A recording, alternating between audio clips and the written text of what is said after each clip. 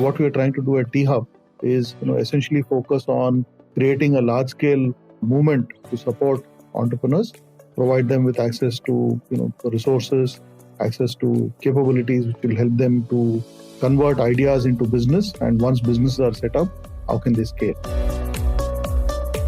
Many of these investors have raised large rounds of money in 2021. So a lot of it is still waiting to be deployed. So if you still have a good idea solving a problem which can impact either lots of businesses or lots of consumers, good demonstrated proof of capability to execute, you will probably still get funded.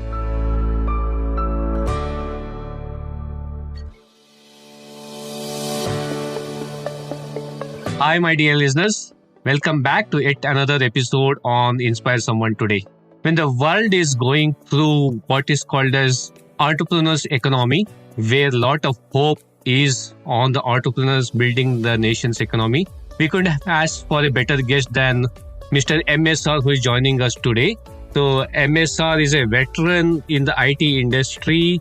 He is the Chief Executive Officer of the T-Hub, which is in the mission of driving results and collaboration for entrepreneurs' success.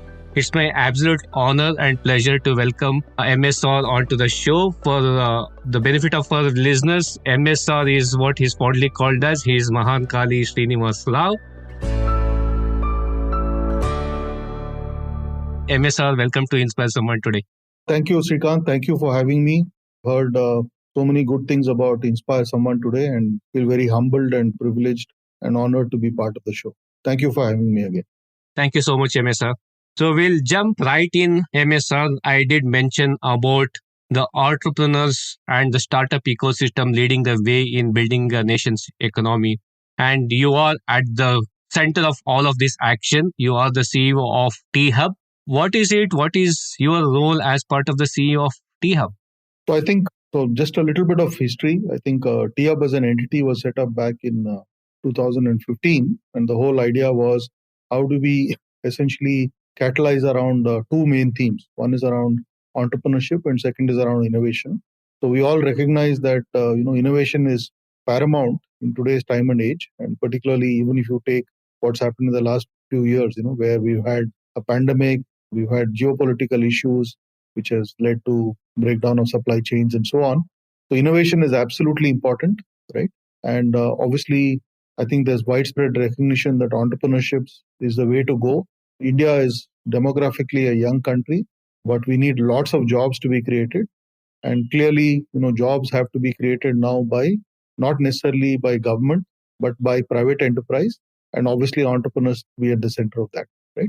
So from that standpoint, what we are trying to do at T-Hub is essentially focus on creating a large-scale movement to support entrepreneurs, provide them with access to resources, access to capabilities which will help them to convert ideas into business. And once businesses are set up, how can they scale?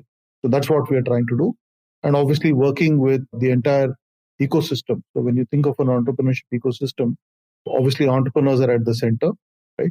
But you also need the support of large industries, people who build businesses. They have a responsibility of paying it forward, supporting early stage businesses.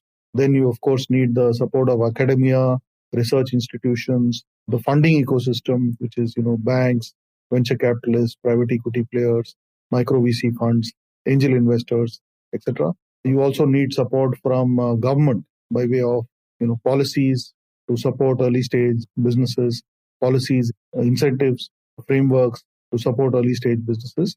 The media plays a big role in, creating aspirational around role models and all of that. So that's what we are trying to do, work as a catalyst to synthesize and get all these different ecosystem players, including industry associations, right, which represent both large and small businesses to work together.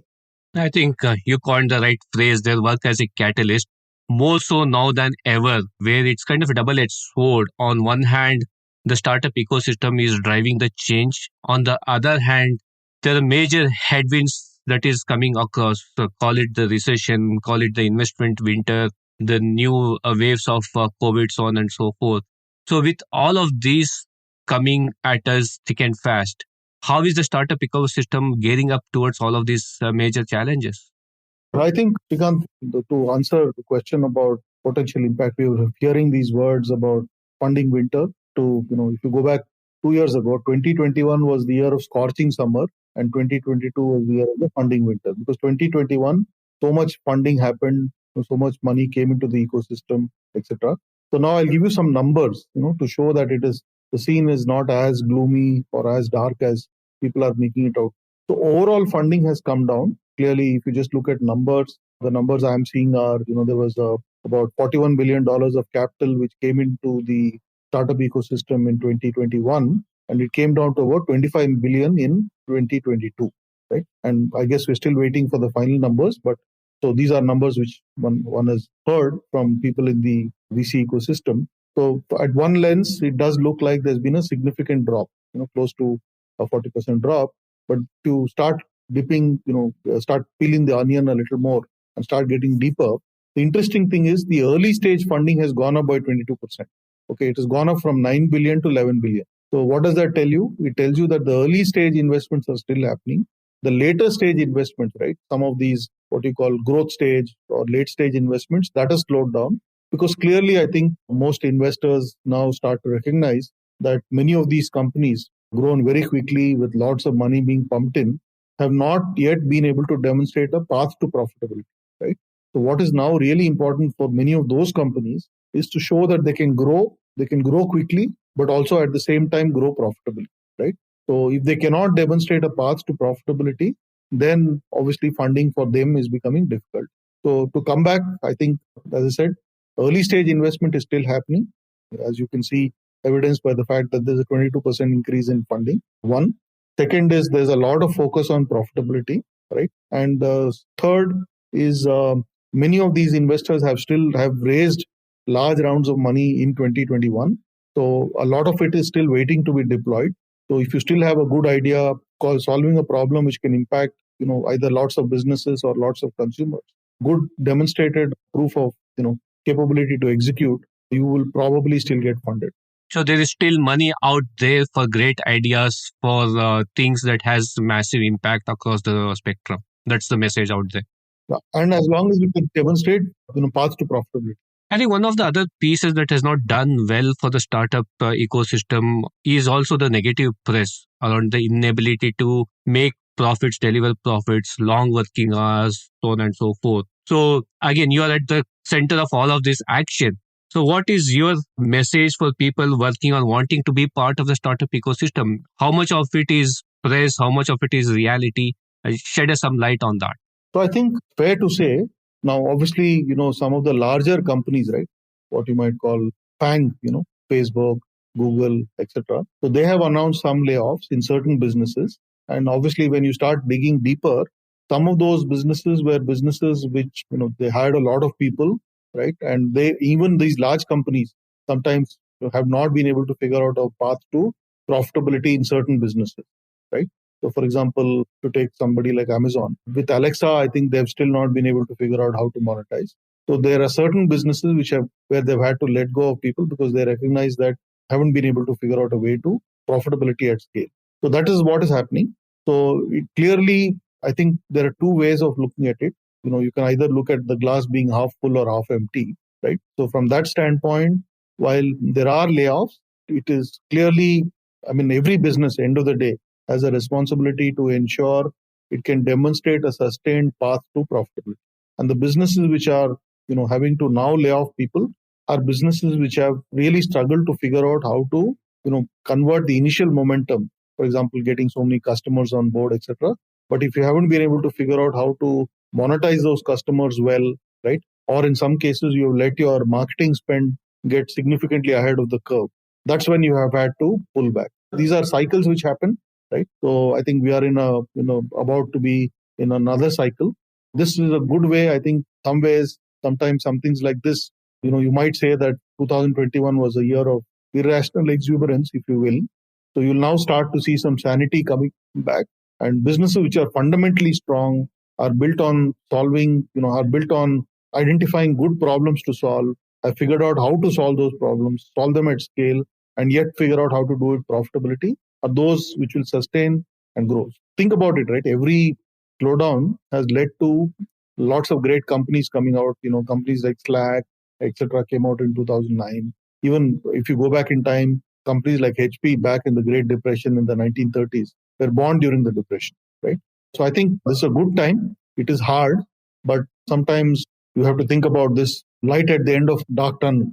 And MSR, you are at the center of a lot of these players, right? You have the investment funds on one end, the government on the other end, academia, and then the startup founders themselves. And the old school of thought is that we are always kind of getting carried away with this short-termism rather than looking at some of these businesses from a long-term lens. So, what is your view on this, and how do you kind of bring in this element of long-termism into the startup ecosystem? So I think two parts, right? So first of all, when you're trying to start something, you always ask anybody who says, listen, I want to start a business, ask yourself, first of all, what is your motivation to start that, right? I think that is important. If the motivation, for example, unfortunately, and of course, I fair to say that I haven't heard too many people say this, the motivation is to say, listen, there are 10 other people who've started businesses, have got some crazy valuations and have made a lot of money in a short period of time. That is the wrong motive for you to think about starting a business. Fundamentally, when you think about starting something, first is you have to ask yourself some very, very fundamental questions, which is why do you think you should, if you want to start, what is the problem you think you can solve? Okay. What is the nature of the problem? Is the problem something which is impacting a lot of people?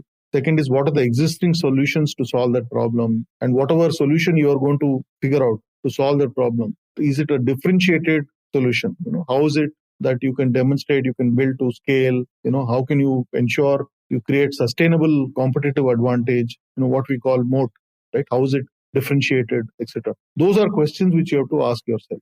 And I think most ideas fail.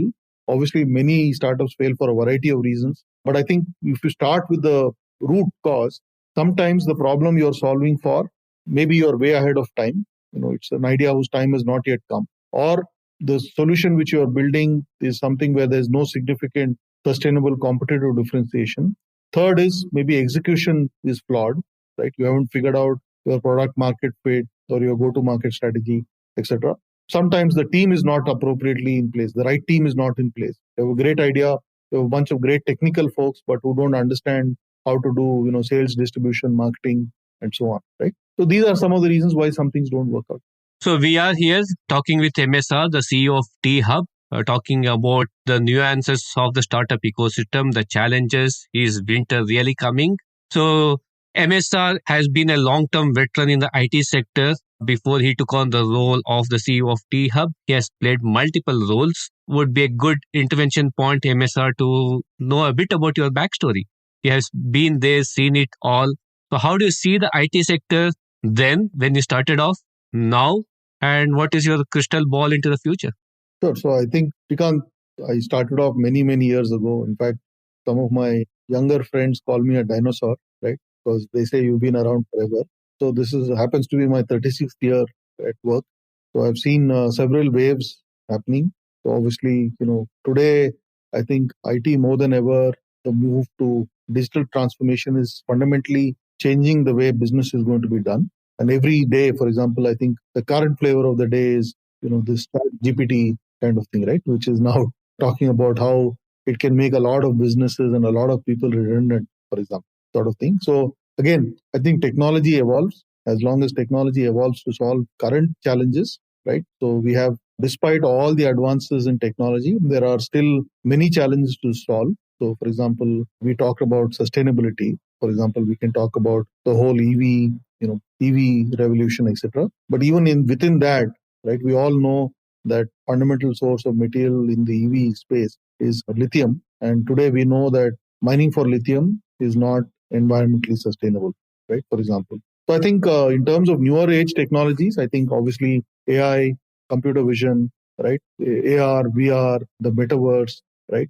Etc. are trends which are right now on, and including other things like, for example, we've talked about blockchain. Blockchain again is, unfortunately, it somehow got clubbed with crypto, whereas they're actually two separate distinct elements. And crypto, as you know, has gone through a set of issues which are essentially need to be fixed at a regulatory level, sort of thing. But I think so there are advances in health, in telemedicine, right? In education, there is reimagining the future of work, etc. All of which I think technology will play a big role in the. So, MSR, given your long journey in the IT industry, has anything surprised you at all? Or are you glad that something happened? No, I think, so some parts of this industry having been there for so long, to some extent, there are what you call fads in the industry. Suddenly, there's a technology which appears to show a lot of promise. And then, so for example, a lot of my early career was in the networking space. So there were technologies like ATM, the automated teller machine, but asynchronous transfer mode. Now, today, if you talk to anybody about ATM, people won't know about it. So we started with 10 base, we started with ArcNet, then we moved to Ethernet, then we moved to 10 base T, then we moved to 10 base 100, then we moved to ATM, FDDI, and so on. So some of those technologies today are, what I'm trying to basically say is technology sometimes, I think the media and industry proponents tend to hype it as the next big thing. But clearly there are, like even if you take the story of India, think about, 3-4 things we've done in the last less than 7-8 years. So for example, the whole Aadhaar stack, for example, covering 1.4 billion people and giving them a digital identity where none existed before. Or even if you take more recently, the work done on UPI, right, where I think by far India is now way ahead of anywhere of the rest of the world in terms of how digital payments are getting done. Or even if you take CoWIN, right, the CoWIN app, for example, in terms of healthcare. Similarly, other initiatives now like ONDC, etc. I think we've clearly solving issues for the public good is something whose time has come to stay. Wonderful. And on that note, if we were to kind of say these are the 2 or 3 future skills that one needs to acquire, a lot of our listeners are folks in the technology space, in the IT sector. What would those skills be that individuals should focus on? I'll give you a slightly different answer. So I'll put it this way, right? To take even my own journey, the last 36 years. So for example, when I was growing up, we learned something called Fortran 77. We learned Pascal. We learned COBOL. Now tell me how many of those skills are relevant today, right? So obviously now there's a whole new set of programming languages which you use, etc. So where I'm coming from is, I think as opposed to just learning, I can give you a prescription saying learn these 4 or 5, learn, for example, data analytics is going to be big. So figure out how to do data analytics, understand, machine learning, etc. But I'll tell you where I think, as opposed to just learning a specific set of skills, I think if individuals focus on essentially the 4 C's, if you will, right, which is about, critical thinking, creativity, collaboration, and communication, right? These are 4 skills. So I think I'll put it this way, right? I think technology will shift every 5 years, and the pace of change of technology is rapid. So what will stand you in good stead is these 4 things, which is being able to think your way through a problem critically, one, right?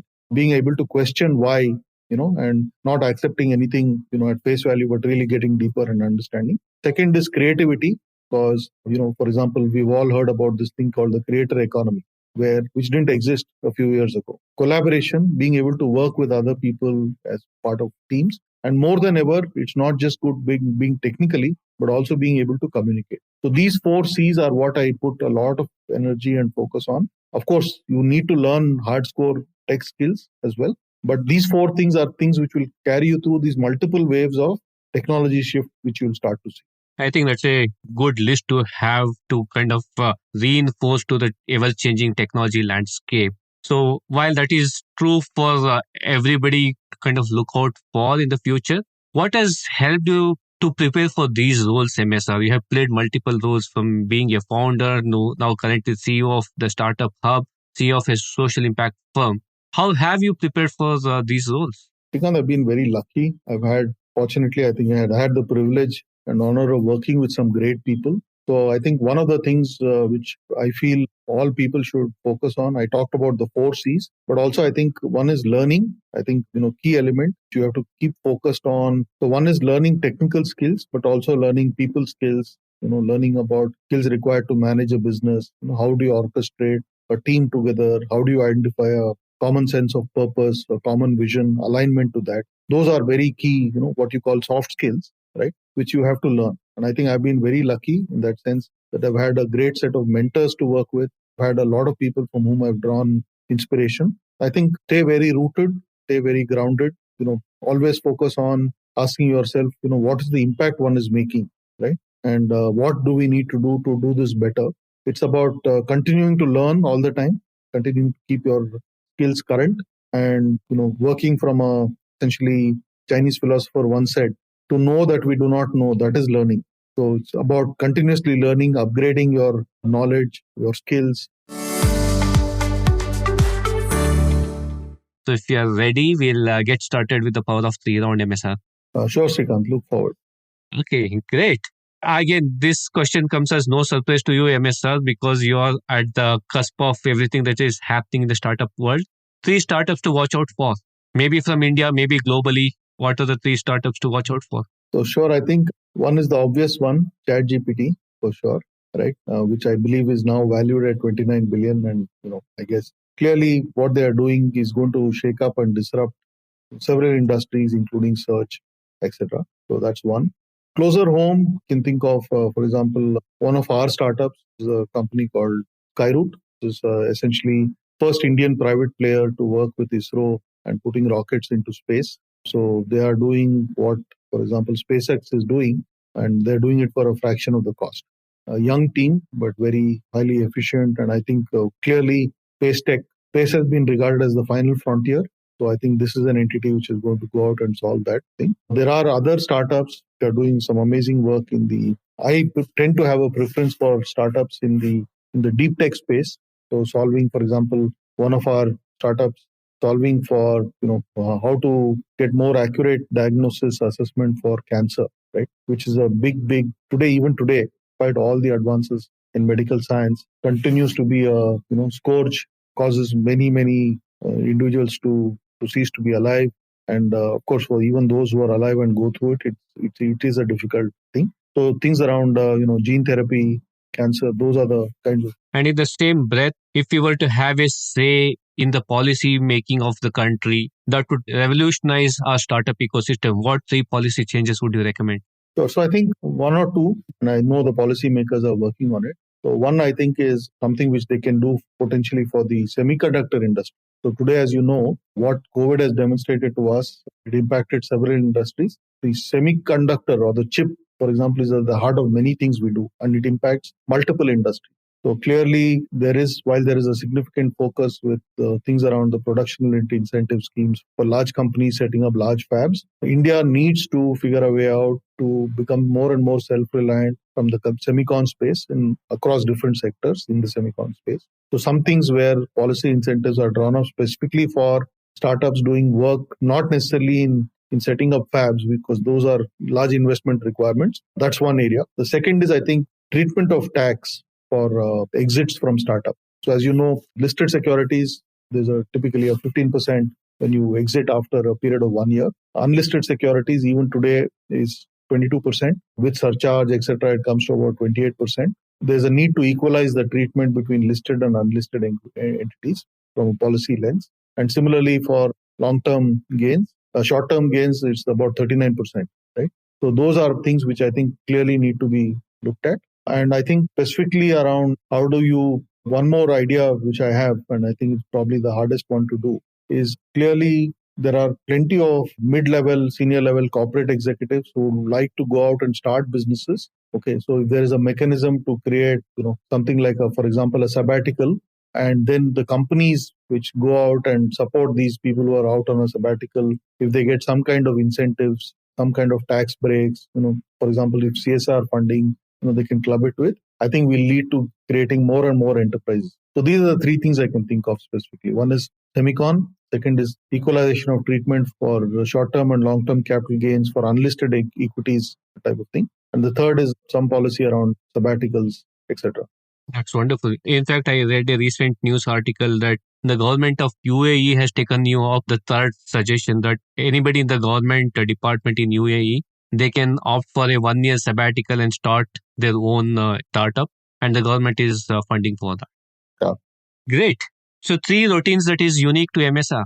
Early riser, I'm usually up by about 5:30. Early riser, early sleeper, usually asleep by between 10:30 and 11. And second is try and spend at least an hour every day trying to read something, which is basically, I keep saying that today none of us can afford to rest on our laurels. We have to keep learning and learning about new things, learning how to do new things, etc. So the only way you can actually do that is by reading. So early rise, early sleep, And reading.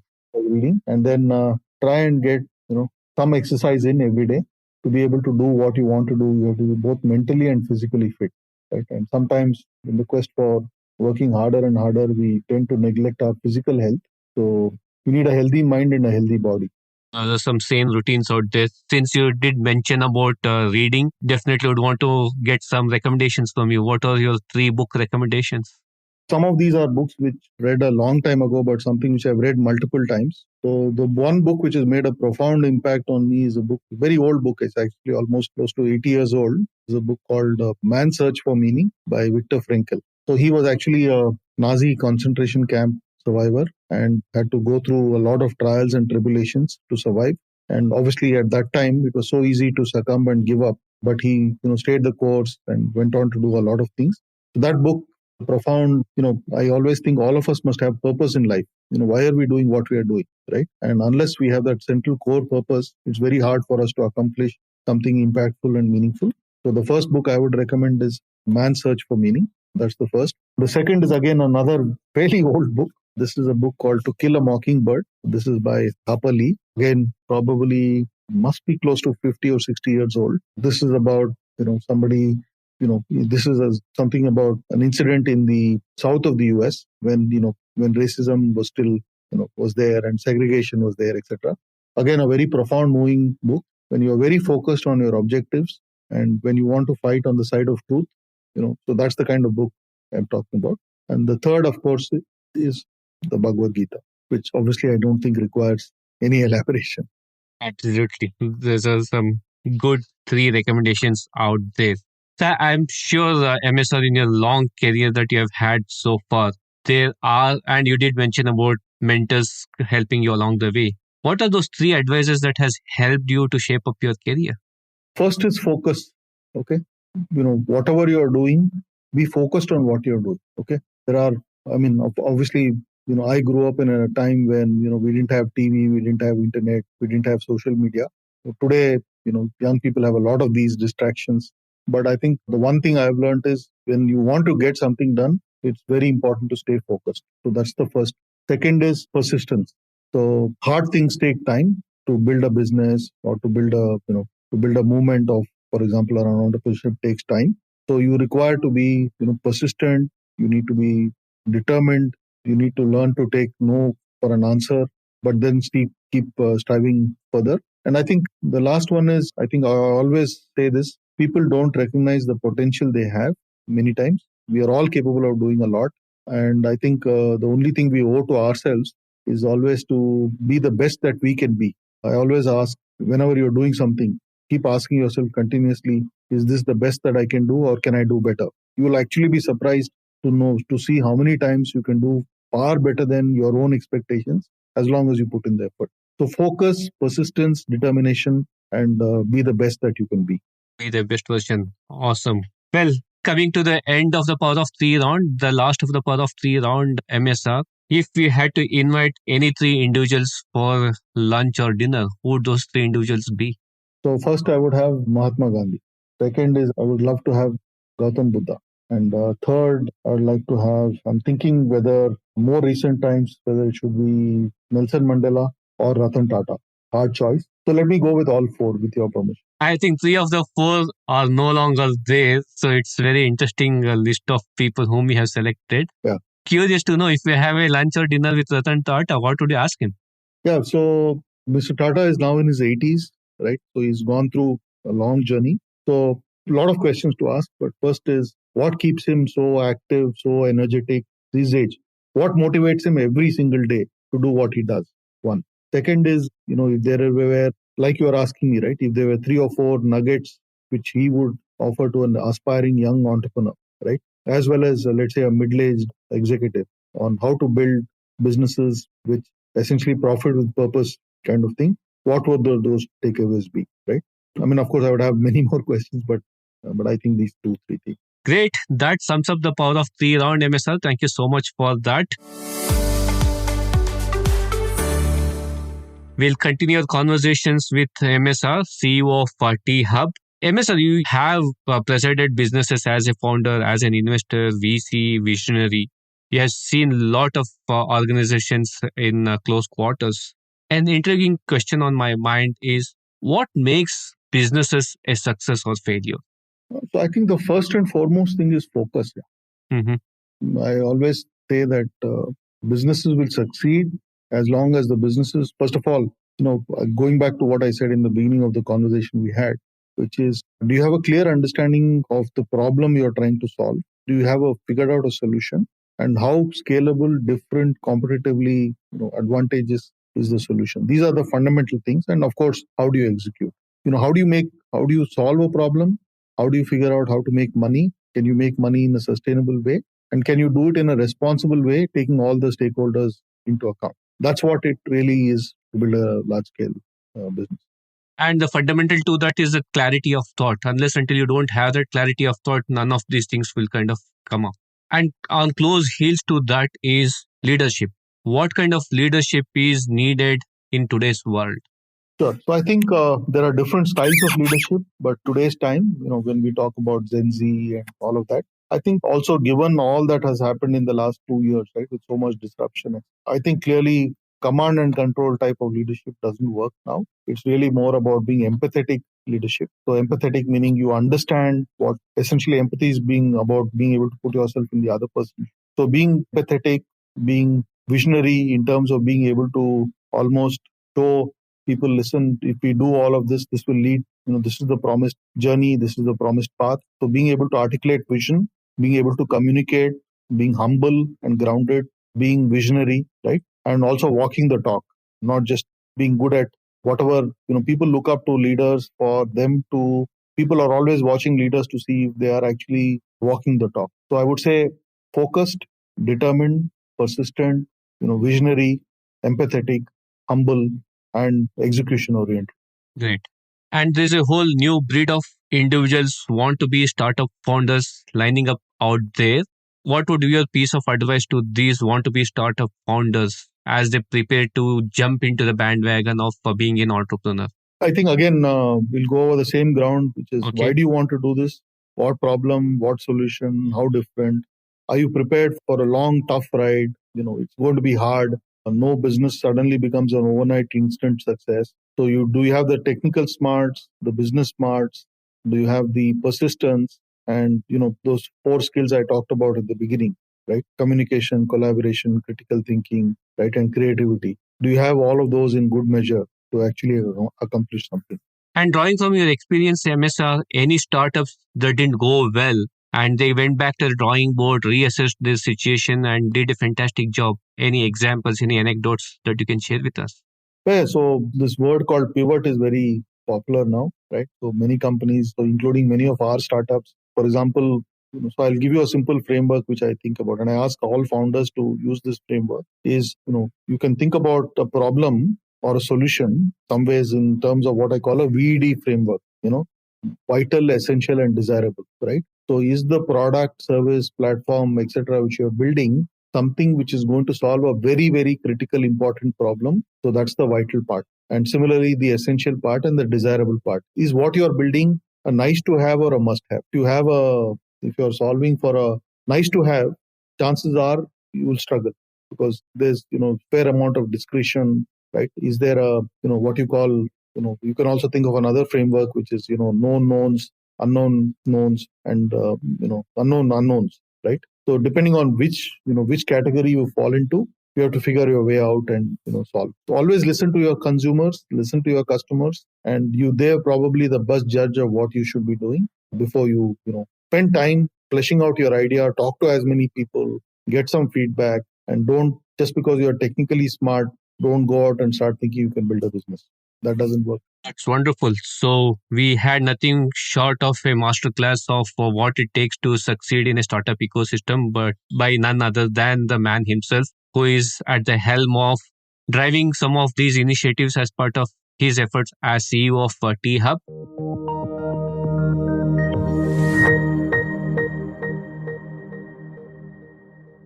Looking at stick, your actionable insights from today's conversation. Take it, implement it, and see the difference. Hello, everyone. As individuals and organizations seeking to gain momentum in the startup ecosystem in India, MSR offered interesting insights about purpose, values, leadership traits, and what it would take to navigate the changing landscape of entrepreneurship. What stood out for me from the conversation was his emphasis on building 4Cs as learning skills required to stay relevant wherever you are. Skills like the 4Cs, critical thinking, creativity, communication, and collaboration are part of what is called the 21st century skills that are absolutely essential for a person to become capable of growth and change in today's world. Creativity is key to innovation. People who think creatively can see things from different angles. This skill can help you find easier solutions to more complicated tasks. Collaboration consists of making connections between people and areas, and of course, teamwork with a focus on contribution and building good relationships and partnerships. Effective communication is essential for building lifelong connections with other people. Today more than ever, our words don't just communicate, they need to motivate. Words motivate people to adopt our ideas, to be more productive, connect, and build trust. This means we have to be more purposeful with our communication. So we have to make those words count. The fourth, critical thinking, if you ask me, might be the most challenging skill to master among the 4Cs. And it is the one I will talk about a bit more today. Critical thinking is the ability to think clearly and rationally about what to do or what to believe. It includes the ability to understand the logical connections between ideas, evaluate arguments systematically, reflect on the justification of one's own beliefs, and so on. It is also considered a higher level cognitive skill. A good way to pick up this skill is just to practice. There is no other way. Continue to make conscious effort to improve ourselves, avoid biases, and maintain objectivity. The first step to critical thinking, I would say, is to consider more than one point of view. Don't believe everything you're told. Consider there may be other possible solutions or methods. Evaluate every side to the story or problem and the strengths and weaknesses of these arguments to make an informed decision. Next is to ask lots of open-ended questions. Being curious, being able to ask who, what, and why questions is necessary. Third, practice active listening. Listen carefully to what others are telling you and try to build a clear picture of their perspective. The fourth most important step, and my favorite, is don't believe everything you think. Just because you've always done something in a certain way doesn't mean it's the right way. Question your assumptions and beliefs. Be open to considering different points of view and the validity of other arguments that you come across. And I'm sure you might just learn something new. With this, I would like to thank each of you for listening to this podcast today.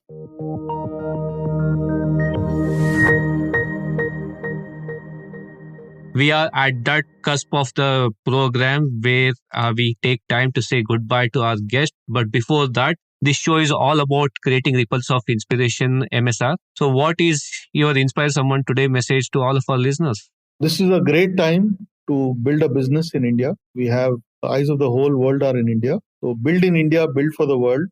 Stay focused, be persistent. The world will be in your hands. The world will be in your hands if you're focused, if you're persistent. That's the message coming out there, listeners. MSR, thank you so much for taking time and sharing your experience and your thoughts on what it takes to build a thriving startup ecosystem. Thank you so much. Thank you. Thank you, Srikanth. Thank you for having me. Thank you for listening into today's edition of Inspire Someone Today. It's been a privilege to bring in these conversations. If you like this episode and have any feedback or comments, do mail me at inspiresomeonetodaypodcast@gmail.com. Inspiring someone is like creating ripples around us. If you like what to listen, feel free to share them and let's create ripples of inspiration. Do not forget to follow me on my Instagram handle @InspireSomeoneTodayPodcast for all the latest updates. This is Srikanth, your host, signing off, and until next time, keep inspiring.